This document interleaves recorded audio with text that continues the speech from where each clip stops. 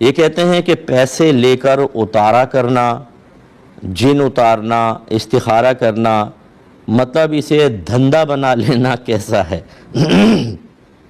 دیکھیں، جو عاملین حضرات ہوتے ہیں اگر یہ باشرع ہیں، باعمل ہیں، نمازی ہیں، قرآن و حدیث سے اور پاکیزہ چیزوں سے ہی علاج کرتے ہیں اور غیبی امور کے اندر جرأت مندانہ مداخلت نہیں کرتے ہیں، مثلا یہ کہنا کہ مجھے پتہ ہے تم پہ جادو کرا دیا فلاں یقین کے ساتھ، بلکہ یوں کہتے ہیں کہ بھئی میرے حساب سے ایسا آیا ہے لیکن یہ کنفرم نہیں ہے 100%، اللہ ہی بہتر جانتا ہے، رسول غیب کے معاملات جانتے ہیں، تو میں آپ کو علاج بتا دیتا ہوں، اللہ چاہے گا تو علاج ہو جائے گا ورنہ نہیں، اس طرح کے معاملات۔ لیکن جو یہ کہتے ہیں کہ یہ اس طرح ہو گیا اور اس طرح ہو گیا اور میں ہر چیز کا علاج کر دوں گا فلاں، یہ گویا کہ غیبی امور کے اندر مداخلت کرنا ہے۔ اگر ایسا نہیں ہے، اسی طرح جدائی کے تعویذ نہ دیتا ہو، گندگی کی طرف مائل نہ کرتا ہو کہ کسی گندے عمل کی طرف کرے، یا تعویذات کو گندے مقامات پہ دفنانے یا گندی جگہوں پر باندھنے کی ترغیب نہ دیتا ہو اور اللہ کے لیے کام کرتا ہو، تو یاد رکھیں یہ کام کرنا بھی شرعاً جائز اور اس کا معاوضہ لینا بھی شرعاً جائز۔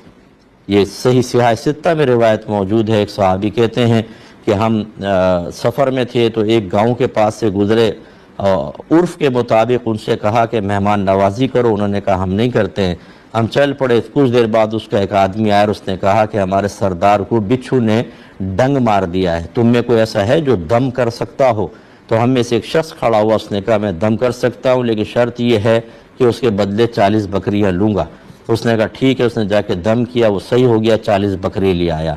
تو ہم نے کہا ہم تو نہیں جانتے تھے کہ تم دم کرتے، اس نے کہا مجھے آتا تھا۔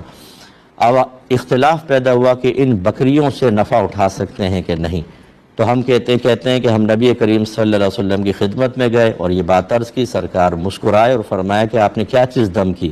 انہوں نے کہا میں نے الحمد شریف پڑھ کر پورے کامل یقین سے دم کی، اللہ نے اس کو شفا دے دی۔ ہم نے پھر پوچھا رسول اللہ بکری سے ہم کوئی استمتاع کر سکتے ہیں، انتفاع کر سکتے ہیں، نفع اٹھا سکتے ہیں؟ رحمت کونین صلی اللہ علیہ وسلم نے ارشاد فرمایا کہ ہاں، بلکہ اس میں میرا حصہ بھی رکھو۔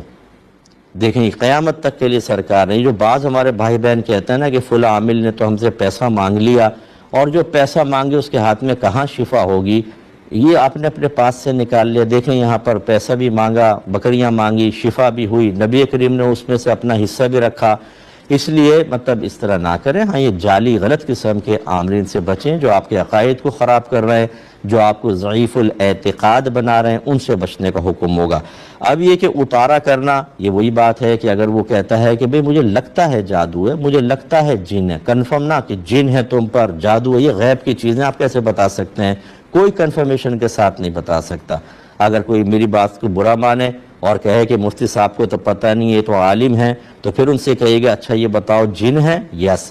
جادو ہے؟ یس۔ جب تم اتنا بتا سکتے ہو بتاؤ میری جیب میں کیا ہے، بتاؤ آج میں کیا کھا کر آیا ہوں، میری بیوی کا نام بتاؤ، میرے ابا کا نام بتاؤ، میرے اس چچا کا نام بتاؤ جو افریقہ کے اندر فوت ہوا، اس کا نام بتاؤ، نکالو زائچہ۔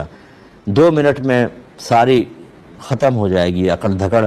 یہ مطلب اسی لیے کہا کہ یہ کہیں کہ میرا جو ذائچہ وغیرہ وہ یہ بتا رہا ہے، میں کون سا غیب جانتا ہوں۔ لیکن جب اس طرح کہیں گے تو آپ بھی یقین نہیں کریں گے کہ یار یہ کمزور سا آدمی ہے اور اس کا دھندا چلے گا نہیں۔ اس لیے وہ اتنے وثوق کے ساتھ آپ کو بتائیں گے کہ آپ لرز جائیں ایک لمحے، تم پر سفلی ہوا ہے اور بڑا ٹائٹ کروائے، علاج نہیں کرواؤ گے تو ٹانگیں ٹوٹ جائیں گے تمہاری۔ ارے بھائی آپ کیا نبی ہیں معاذ اللہ؟ اس طرح آپ نے سب باتیں کہہ کر سامنے والے کو بیچارے کو پریشر میں لے لیا، اور وہ اللہ تعالیٰ کی طرف سے توجہ ہٹ کے اب آپ کی طرف مکمل متوجہ ہو گیا کہ حضرت ہی میری مشکلات کو حل کریں گے، اور حضرت کر نہیں پاتے۔ ایک تعویذ دیا فیل، دوسرا دیا فیل، ایک وظیفہ فیل، آخر میں کہتے ہیں کہ بھئی مسئلہ یہ ہے کہ اب ہمارے ہاتھ میں نہیں رہا، تم کسی اور کے پاس چلے جاؤ۔ کیوں؟ پہلے تو آپ بڑے بڑے دعوے کر رہے تھے، اب کیا ہوا؟ تو یہ برا نہ مانے لیکن ایسا۔ دوسری بات یہ کہ استخارہ جو ہے، جن اتارنا، یہ بھی ایسا ہی ہے۔ استخارہ جو ہے یاد رکھے سنت یہ ہے کہ خود کریں، یہ کہیں سنت نہیں ہے کہ دوسرے سے استخارہ کروائیں۔ میں اس کو ناجائز نہیں کہہ رہا ہوں لیکن سنت کہہ رہا ہوں۔ سنت یہ ہے کہ خود استخارہ کرنا ہوگا، یہ دوسرے سے استخارہ کروانا کوئی سنت نہیں ہے۔